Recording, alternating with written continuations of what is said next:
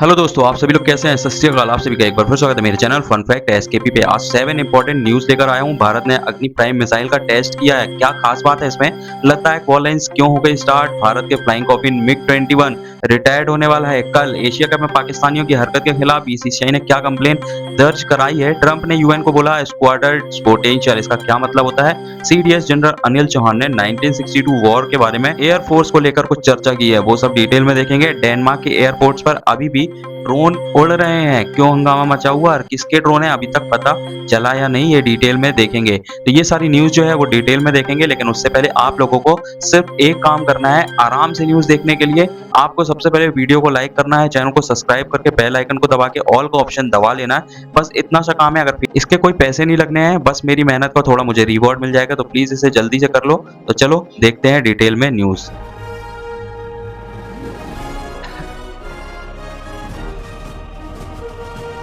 India ने 25 सितंबर 2025 को अग्नि प्राइम मिसाइल का सक्सेसफुली टेस्ट किया है। रेल बेस्ड मोबाइल लॉन्चर से first of its kind launch है इस तरीके का, जो हमारे डिफेंस को सुपर बूस्ट देगा। तो थोड़ा डिटेल में देखते हैं। डिफेंस मिनिस्टर राजनाथ सिंह ने अनाउंस किया है कि integrated test range Balasore Orissa से ये टेस्ट हुआ है। अग्नि प्राइम जो next generation intermediate range ballistic missile है, 2000 किलोमीटर तक स्ट्राइक कर सकता है। न्यूक्लियर कैपेबल भी है, मतलब स्ट्रेटेजिक डिटेरेंस के लिए बिल्कुल परफेक्ट है। रेंज 1000 से 2000 किलोमीटर जो पाकिस्तान और चाइना के बड़े हिस्सों को कवर करती है। लॉन्चर क्या है? Rail based mobile system, rail से ले जाके इसको यूज कर सकते हैं। ट्रेन नेटवर्क पे चलता है, हिडन रह सकता है, क्विक लॉन्च होगा, रिएक्शन टाइम कम और मोबिलिटी है इसमें, मतलब कहीं भी इधर से उधर ले जा सकते हैं। एडवांस टेक की बात करें, बेटर एक्यूरेसी है, guidance system, propulsion and manoeuvrability, canisterised designs on the move launch. DRDO strategic force command and arm force को बधाई हो, अब इंडिया उन सेलेक्ट कंट्रीज में शामिल हो गया है जो रेल से मिसाइल लॉन्च कर सकते हैं। ये टेस्ट इंडिया के मिसाइल टैक को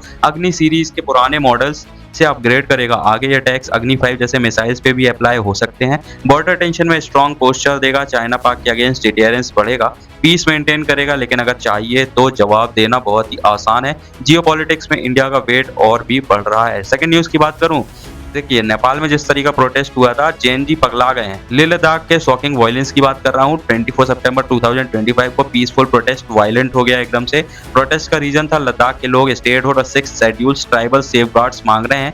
चाइना बॉर्डर पे होने की वजह से टॉक्स रुक गए हैं, इसलिए ये स्ट्रिक्ट कॉल हुआ है। वायलेंस का स्टार्ट किया है सुबह 11:30 बजे। मॉब ने पब्लिक प्रॉपर्टी को तोड़ना स्टार्ट कर दिया, पुलिस ने अटैक किया, 30 सिक्योरिटीज पर्सनल्स इंजर्ड हुए हैं। पुलिस एक्शन क्या हुआ है? फायरिंग करनी पड़ गई थी, सेवरल लोग मारे गए। एग्जैक्ट नंबर तो नहीं पता, बट 4 लोगों का आ रहा है यहाँ पे इन्फॉर्मेशन। जिस तरीके से एलजी कविंदर गुप्ता ने कर्फ्यू लगा दिया था, सेंटर ने कहा। सोनम वांगचुक के प्रोवोकेशन स्टेटमेंट्स ने मॉब को इस तरीके से करने का प्रोत्साहित किया है। हाजी गुलाम मुस्तफा लेह एपेक्स बॉडी के हैं ये, इन्होंने वायलेंस को कंडेम किया है। ह्यूमन हमारे प्रोटेस्ट 5 साल से पीसफुल थे, गांधी के रास्ते पे चल रहे थे हम। कौन ने फायरिंग के ऑर्डर दिए ये पता करना इंपॉर्टेंट है, इन्होंने ऐसा कहा है। कांग्रेस एमपी मनीष तिवारी बोले हैं सेंसिटिव हैंडल करना है, फॉरेंसिक एनालिसिस करो, चाइना स्टैंड ऑफ अभी खत्म नहीं हुआ है। कौन ये वायलेंट स्टार्ट कर रहा है? लेफ्ट पार्टीज ने अभी मोदी गवर्नमेंट को ब्लेम करना स्टार्ट कर दिया है। तो क्या हो सकता है दोस्तों? टॉक रीस्टार्ट होने चाहिए, वरना प्रोटेस्ट और बढ़ सकता है। बॉर्डर सिक्योरिटी पे असर पड़ेगा, चाइना वॉच कर रहा है ये सब, गवर्नमेंट को ही फास्ट एक्शन लेना पड़ेगा, नहीं तो रीजनल अनरेस्ट बढ़ेगा। अगर मान लीजिए स्टेट नहीं बनाना है, यूनियन टेरिटरी ही बनाना, कम से कम वहाँ के लोगों से बात तो करो। मतलब कश्मीर थोड़ी है, वो लद्दाख है, वो हमारे लोग हैं ना, उनसे बात करना पड़ेगा तो वो मान जाएंगे। लेकिन आप बात तो करके देखो। आप सोनम वांगचुक के वो जो सिंपल प्रोटेस्ट कर रहे हैं उनके पीछे पड़े हो। भाई देखो, जब आप सुनोगे ही नहीं तो कुछ ना कुछ तो करना पड़ेगा ना। आप जाके उनकी बात तो कम से कम सुनो, वो क्या करना क्या चाहते हैं, कहना क्या चाहते हैं। और नहीं सुनना है तो नेपाल जैसे हालात तो होंगे फिर, और फिर बोलोगे कि हमारे यहाँ के जैन जी ऐसे नहीं वैसे नहीं। हर जगह सही नहीं हो आप लोग, ठीक है? यहाँ पे जाके सुनो आप लोग। सेकंड न्यूज की बात करूं, आज बात करते हैं इंडिया के iconic Soviet jet fighter MiG 21 की, जो फाइनली रिटायर्ड हो रहा है। फ्लाइंग कॉफिन के नाम से फेमस था, लेकिन पायलट्स के लिए स्काई का बेस्ट फ्रेंड था। चलो पॉइंट टू पॉइंट समझाता हूँ। 1963 में सोवियत यूनियन ने बनाया था, इंडिया ने 1966 से यूज किया। पीक पे आईएफ के 2-3 फाइटर्स मिग 21 थे। 872 एयरक्राफ्ट खरीदे गए थे वॉर्स में, जैसे 1965 और 1971। पाकिस्तान वॉर में हीरो थे ये। ढाका गवर्नर हाउस पे बॉम्ब तक इन्होंने गिराया था। फेमस क्यों हुए थे? क्योंकि माक 2 स्पीड थी, 20 किलोमीटर एल्टीट्यूड पे फ्लाइंग करता था, पायलट्स बोलते थे बर्ड्स के जैसा फील होता है, वर्सटाइल था, इंटरसेप्टर से ग्राउंड तक अटैक कर सकता था। कंट्रोवर्सी भी हुई थी 1971 से 2012 तक, 482 क्रैशेस हुए थे, 171 पायलट्स प्लस सिविलियंस मारे गए थे, ageing air frames, engine issues थे, हाई लैंडिंग स्पीड से एक्सीडेंट होते थे। मीडिया ने फ्लाइंग कॉफिन बोला था, लेकिन पायलट्स डिफेंड करते हैं ह्यूमन एरर पर टैग डिफेक्ट्स के नाम से। रिटायरमेंट की बात करें तो 25 सितंबर 2025 को लास्ट फ्लाइट उड़ेगी। अब आईएएफ के पास सिर्फ 29 स्क्वाड्रन है, सेंशन 42 के अगेंस्ट। एलसीए तेजस रिप्लेस कर सकते हैं, लेकिन थोड़ी सी डिले की प्रॉब्लम है। फ्यूचर में क्या हो सकता है? India Russia defence ties strong होंगे, लेकिन इंडिजीनियस जेट्स पे फोकस पड़ेगा। जियोपॉलिटिक्स में चाइना बॉर्डर टेंशन में मॉडर्न फाइटर जेट्स जैसे राफेल एंड SU-57 बहुत ही जरूरी है। आईएएफ को अपग्रेड करना ही पड़ेगा वॉर रेडीनेस के लिए। फोर्थ न्यूज की बात करें, एशिया कप से आ रही है। इंडिया और पाकिस्तान के बीच जो मैच हुआ था अभी फिलहाल 21 सितंबर को, उसके बाद कंट्रोवर्सी स्टार्ट हुई थी। जो उससे पहले 14 को हुआ था वो तो अलग था, हैंड से गेस्चर वाला, लेकिन 21 को जो मैच हुआ था उसमें भी हरीश राव एंड साहिबजादा कोई है, वो इनके कारण कुछ दिक्कत आई। तो बीसीसीआई ने आईसीसी में शिकायत की है पाकिस्तान के हरीश राव और साहिबजादा फरहान के खिलाफ। मैच में राउफ ने प्लेन क्रैश वाला गेस्चर किया, इंडिया ने मिलिट्री एक्शन को मॉक करते हुए कोहली चैंट्स सुन के गुस्सा हो गया था ये, और साहिबजादा ने बैट से मशीन गन वाली सेलिब्रेशन की। टेरर को प्रमोट करने जैसा ये लग रहा था। अब आईसीसी हियरिंग होगी रेफरी रिची रिचर्डसन के सामने। अगर डिनाई किया तो सेंक्शन लग सकता है, जैसे बैन भी हो सकता है या फीस की कटौती, ये सब कुछ होगा। अब पाक का भी बदला, उन्होंने भी क्या किया है? सूर्या पे अटैक कर दिया है। पाकिस्तान क्रिकेट बोर्ड ने भी काउंटर कंप्लेन की है सूर्या कुमार यादव के खिलाफ। सूर्या ने पहलगांव टेरर अटैक विक्टिम को ट्रिब्यूट दिया था और विक्ट्री डेडिकेट की थी इंडियन आर्मी को। ये कोई बड़ी बात नहीं है, बहुत सारे लोग ऐसा करते हैं, ठीक है। कंप्लेन 7 दिन के अंदर फाइल हुई है या नहीं ये चेक करना होगा, क्योंकि 14 तारीख को मैच हुआ था, अभी फाइल हुई है कंप्लेन 23 या 24 को, तो 14 दिन बीत गए हैं। देखना होगा क्या होता है। नकवी का भी फ्यूल आया है, एसीसी चेयरमैन। इन लोग इतने घटिया लोग हैं।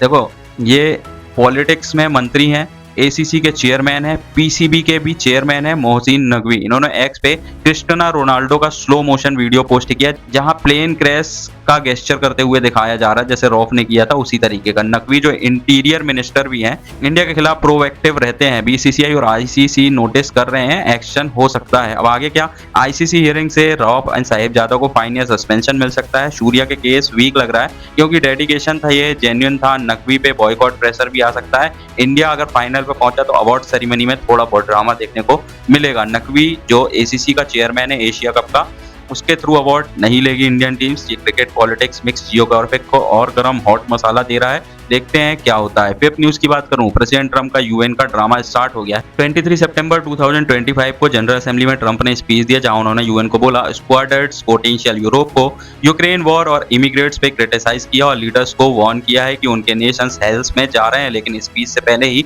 3 सिनिस्टर इवेंट्स ने मूड खराब कर दिया। ट्रंप ने ट्रूथ सोशल पे चिल्लाया, ट्रिपल सोबटेज सीक्रेट सर्विस इन्वेस्टिगेशन कर रहा है। चलिए पॉइंट टू पॉइंट थोड़ा ब्रेक पॉइंट को डालते हैं, क्या हुआ था। ट्रंप और टीम एस्केलेटर पे थे, सडनली स्क्रीचिंग हॉल्ट हो गई। ट्रंप ने कहा एब्सोल्युटली सोबटेज, लोगों को अरेस्ट करो। यूएन स्पोकपर्सन स्टीफेंस डुजेरिक ने चेक फैक्ट किया, यूएस डेलीगेशन के वीडियोग्राफर ने ही गलती की थी और स्टॉप की बटन दबा दिया था। इन्वर्टेड मिस्टेक थी, ये कॉन्स्पिरेसी कोई उस समय तो नहीं हुई थी। स्पीच के दौरान क्या हुआ था? सेकंड क्या हुआ था? स्पीच के दौरान teleprompter stone cold dark. Trump ने इम्प्रोवाइज किया, लेकिन गुस्सा आया उनको। व्हाइट हाउस ही टेलीप्रॉम्प्टर को ऑपरेट करता है, यूएन नहीं करता। यूएन ऑफिशियल्स ने एनोमलीज कंफर्म किया है, इंटरनल ग्लिच की बात कही है, नॉट एक्सटर्नल प्लॉट। थर्ड क्या हुआ था? ट्रंप ने क्लेम किया कि साउंड ऑफ था, लीडर्स को सिर्फ ईयर पीस से ही सुनाई दे रहा था। वाइफ मेलिनिया ने भी नहीं सुना कुछ। रियलिटी ये है कि यूएन हॉल का सिस्टम ट्रांसलेशन के लिए डिजाइन किया गया है। मल्टीपल लीडर्स को भी माइक इशू हुए थे, कोई टारगेट ऐसे नहीं किया गया था किसी को। तो ट्रंप के स्पीच जो था वो स्मूथली हुआ था। टेरी प्रॉम्प्टर्स लेटर फिक्स्ड हो गया था, no evidence of conspiracy. US call its technical mishaps. Trump ने यूएन से टेप्स मांगे हैं सीक्रेट सर्विस इन्वॉल्व के, लेकिन एक्सपर्ट्स बोलते हैं ये ओवर रिएक्शन जैसा लग रहा है। पहले भी ऐसे छोटे मोटे इंसिडेंट हो चुके हैं। अगर इन्वेस्टिगेशन से कोई बड़े रिलेशन निकलते हैं तो कोई एक्शन होगा, वो जो एक्शन होगा वो बाद में अगर कुछ हुआ तो हम बताएंगे आपको। 6 न्यूज की बात करते हैं 1962 के इंडिया चाइना वॉर पे, जहां सीडीएस जनरल अनिल चौहान ने कहा कि एयरफोर्स का यूज करते तो चाइनीज अटैक स्लो हो जाता। 1962 में आईएफ यूज नहीं किया गया था जो एस्केलेटरी माना जाता है, लेकिन सीडीएस कहते हैं एयरफोर्स से चाइनीज ऑफेंस पर स्लो हो जाता, ये रुक भी सकता था, आर्मी को ज्यादा टाइम मिलता प्रिपेयर करने के लिए। अब ऐसा नहीं है जैसे ऑपरेशन सिंदूर में इंडिया ने एयर पावर यूज किया पाकिस्तान के अगेंस्ट टेरर हब डिस्ट्रॉय करने के लिए। नेहरू गवर्नमेंट की फॉरवर्ड पॉलिसी लद्दाख एंड एनईएफए जो अरुणाचल प्रदेश अब है पे यूनिफॉर्मली अप्लाई की गई जो गलत थी। लद्दाख में चाइना पहले से टेररी ऑक्यूपाई कर चुका था, जबकि एनईएफए में इंडिया का क्लेम स्ट्रांग था। अलग हिस्ट्री है, डिटेरेंस और डिस्प्यूट सेम पॉलिसी से प्रॉब्लम हुई थी। 63 साल बाद सिक्योरिटी बदल गई है, वॉरफेयर ट्रांसफॉर्म हो गया है, फोर्स लेवल्स बढ़े हैं, जियोग्राफी और पॉलिटिकल चेंज भी हो गया है। लेफ्टिनेंट जनरल थ्रॉट की book review to retreat launch पे ये बातें कही गई। उन्होंने आईएफ यूज करने का सोचा था लेकिन गवर्नमेंट ने ही अलाउ नहीं किया था। बॉर्डर टेंशन अभी भी है, जैसे गलवान। फ्यूचर में इंडिया एयर पावर पे ज्यादा फोकस करेगा, इंटीग्रेटेड वॉरफेयर से चाइना को काउंटर करेगा। पॉसिबल है न्यू टेक जैसे ड्रोन से लद्दाख एंड अरुणाचल को सिक्योर भी करेगा। 7 न्यूज की बात करूं, पुरानी न्यूज है, अभी भी रिपीट हो रही है। डेनमार्क के एयरपोर्ट पे ड्रोन का हंगामा। नॉर्थ डेनमार्क का एलबर्ग एयरपोर्ट बंद है, अनऑथराइज्ड ड्रोन दिखे हैं। मिलिट्री बेस भी यहाँ पे है। 3 फ्लाइट्स डाइवर्ट हुए हैं, 3 कोपेनहेगन, 1 कारू। पुलिस बोल रही है ड्रोन्स ग्राउंड से दिखे, प्रैंक भी हो सकता है लेकिन सीरियसली इन्वेस्टिगेशन किया जा रहा है। चांस मिले तो ड्रोन को गिरा दिया जाएगा। No danger to public, but area से थोड़े दूर है ये ड्रोन। एस्पर्ग, सोंदरबर्ग, स्काई ड्रफ्टन एयरपोर्ट्स पर ड्रोन साइटिंग्स बट क्लोज अभी नहीं किए गए हैं। सिचुएशन सीरियस है, मोटिव है कि कोई अननोन इस तरीके की हरकत कर रहा है। इस हफ्ते ही कोपेनहेगन कैस्ट्रॉप एयरपोर्ट आवर्स बंद हुए थे मल्टीपल ड्रोन्स दिखने पे। पीएम मैटी फेडरेशन सबसे बड़ा अटैक दानिश इंफ्रा पर है। रशियन का इन्वॉल्वमेंट इनको समझ में आ रहा है लेकिन सबूत नहीं मिल पा रहा है। अब यूरोप हाई अलर्ट पे है रशिया के एयर स्पेस वायलेशन, जैसे उसने एस्टोनिया, पोलैंड, रोमानिया में किया था और ड्रोन उड़ा दिए थे अपने। अब नाटो फ्यूरियस है, स्टेटमेंट दे रहा है कि रशिया रिस्पॉन्सिबल है, हम डिफेंड करेंगे ऑल टूल से। सेंड कैन मार्क रूट्स डिफेंसिव अलायंस की बात कर रहे हैं बट नेटिव नहीं है ये सब। ट्रंप ने यूएन स्पीच में बोला था कि अगर इस तरीके की हरकत हो तो शूट डाउन कर देना रशियन प्लेन्स को। अब आगे क्या, नाटो ड्रिल्स थोड़ी बढ़ेगी। डेनमार्क में एंटी ड्रोन टैक फास्ट ट्रैक, अगर रशिया लिंक प्रूव हुआ तो सैंक्शन थोड़े टाइट हो सकते हैं या पता नहीं आगे क्या होगा, वॉर ही होगा। तो दोस्तों ये थी आज की इंपॉर्टेंट न्यूज। आशा करता हूँ आज मेरी मेहनत रंग लाई होगी और आप मेरे वीडियो को एक लाइक, शेयर और चैनल को सब्सक्राइब करके बेल आइकन दबाएंगे। और हाँ, आप मुझे फेसबुक, इंस्टा, व्हाट्सएप, टेलीग्राम और एक्स में भी फॉलो कर सकते हैं, सबका लिंक मैंने डिस्क्रिप्शन में दे दिया है। दोस्तों मिलते हैं कल एक शानदार न्यूज को लेकर, तब तक के लिए अपना ख्याल रखिए।